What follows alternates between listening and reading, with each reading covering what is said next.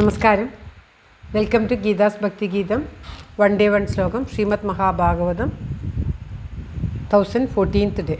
Today 22nd sloka of Pradhama Skandam 13th chapter. For details please see the description box. Geetha's ഭക്തി ഗീതം ഒരു ദിവസം ഒരു ശ്ലോകം. ശ്രീമദ് മഹാഭാഗവതം ഇന്ന് 1014 ദിവസം. പ്രഥമ സ്കന്ധത്തിലെ 13ാമത്തെ അധ്യായത്തിലെ 22ാമത്തെ ശ്ലോകം. ഓം നമോ ഭഗവതേ വാസുദേവായ. ഓം ശ്രീകൃഷ്ണ പരമാത്മനേ നമ. ഹരിശ്രീ ഗണപതയേ നമ. അവിഘ്നമസ്തു ശ്രീ ഗുരുഭ്യോ നമ. ഓം തത്സത്. കൃഷ്ണം നാരായണം വന്ദേ. കൃഷ്ണം വന്ദേ വ്രജപ്രിയം. കൃഷ്ണം ദ്വൈപായനം വന്ദേ. കൃഷ്ണം വന്ദേ പൃഥാസുതം.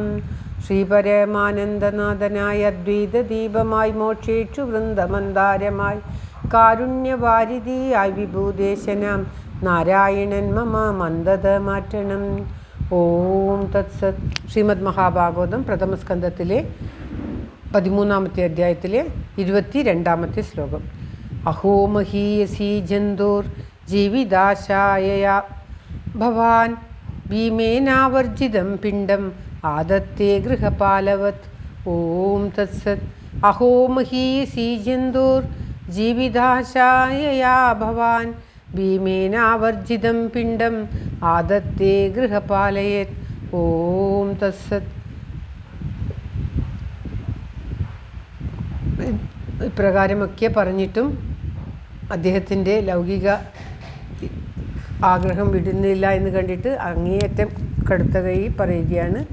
ആദ്യം പദം പിരിക്കേണ്ടത് അഹോ മഹീയസി ജന്തോ ജീവിതാശ യയാ ഭവാൻ ഭീമേന വർജിതം പിണ്ഡം ആദത്തെ ഗൃഹപാലവത്.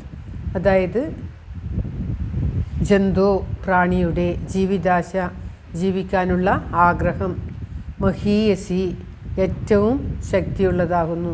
അഹോ ആശ്ചര്യം. യയ യാതൊന്നുകൊണ്ട് ഭവാൻ അങ്ങുന്ന് ഭീമേന ഭീമനാൽ ആവർജിതം ഭീമേനാവർജിതം ഭീമേന ആവർജിതം ആവർജിതം പിണ്ഡം ആവർജിതം പിണ്ഡം ആവർജിതം നൽകപ്പെടുന്ന പിണ്ഡം അന്നത്തെ അന്നം എന്നും പറയാം. നമ്മൾ സമർപ്പിക്കുന്ന പിണ്ഡം രണ്ടായിട്ടും എടുക്കാം. ഗൃഹപാലവത് ശ്വാവിന് തുല്യം, അതായത് നായ്ക്ക് തുല്യം ആദത്തെ സ്വീകരിക്കുന്നു. വിതുരർ ധൃതരാഷ്ട്രോട് പറയുകയാണ് ആശ്ചര്യം. പ്രാണികൾക്ക് ജീവിക്കാനുള്ള ആഗ്രഹം കുറച്ചൊന്നുമല്ല, എത്രയധികമാണ്. ഈ പ്രാണി എന്ന് ഇവിടെ സൂചിപ്പിക്കുന്നത് ധൃതരാഷ്ട്രയാണ്. ഇത്രയൊക്കെ ആയിട്ടും ആ ജീവിക്കാനുള്ള ആശ കൊണ്ടാണല്ലോ തൻ്റെ മക്കളെ കൊന്ന ഭീമൻ തരുന്ന ആ അന്നം ഭക്ഷിച്ചുകൊണ്ട് നായ്ക്ക് സമം അവിടുന്ന് ഇവിടെ ജീവിക്കുന്നത്, വാങ്ങിക്കഴിച്ചുകൊണ്ട് ഇവിടെ ജീവിക്കുന്നത്. ഭീമസേനൻ തൻ്റെ മക്കളെയൊക്കെ കൊന്നതാണ്. അപ്രകാരമുള്ള ഭീമസേനനാണ് ഉരുള ഉരുട്ടി, കണ്ണു കാണാത്ത ധൃതരാഷ്ട്രർക്ക് ഉരുള ഉരുട്ടി ഭക്ഷണം കൊടുക്കുന്നത്. അപ്രകാരം തൻ്റെ മക്കളെ കൊന്ന ആ ഭീമസേനൻ്റെ കയ്യിൽ നിന്നും ഭക്ഷണത്തിൻ്റെ ഉരുള പിണ്ഡത്തെ വാങ്ങി കഴിക്കുവാൻ അവിടുന്ന് കഴിക്കുന്നുവല്ലോ, അവിടുന്ന് ആഗ്രഹിക്കുന്നുവല്ലോ. ജീവിക്കാനുള്ള ആശ കൊണ്ടല്ലേ അവിടുന്ന് ഇപ്രകാരം ചെയ്യുന്നത്. ജീവികൾക്ക് ജീവനോടുള്ള ആശ, ഈ ലോകത്തോടുള്ള ആശ വളരെ ഭയങ്കരമായിരിക്കുന്നു എന്ന് പറയുകയാണ്. ഈ ലോകത്തോടുള്ള അദ്ദേഹത്തിൻ്റെ അത്യാസക്തി വെടിഞ്ഞ് അദ്ദേഹം കാട്ടിൽ പോയി തപസ് ചെയ്ത് മുക്തി പ്രാപിക്കുവാൻ വേണ്ടിയാണ് വിതുരർ ഇപ്രകാരം അദ്ദേഹത്തെ അറ്റ കൈയായിട്ട് പറഞ്ഞ് ബോധിപ്പിക്കുന്നത്. ഇത്രയൊക്കെ ആയിട്ടും ധൃതരാഷ്ട്രർക്ക് താൻ സന്യസിക്കാൻ പോകണമെന്നോ കാട്ടിലേക്ക് പോകണമെന്നോ ഒന്നും തോന്നാതെ ആ രാജധാനിയിൽ സുഖിച്ച് വാഴുകയാണ്. ഭീമൻ നൽകുന്ന ഭക്ഷണം കഴിച്ചുകൊണ്ട് ഒരു ചിന്തയുമില്ലാതെ കഴിയുകയാണ്. അപ്പോൾ പറയുകയാണ് ഭീമനാണ് തൻ്റെ നിങ്ങളുടെ പുത്രന്മാരെയൊക്കെ വധിച്ചത്.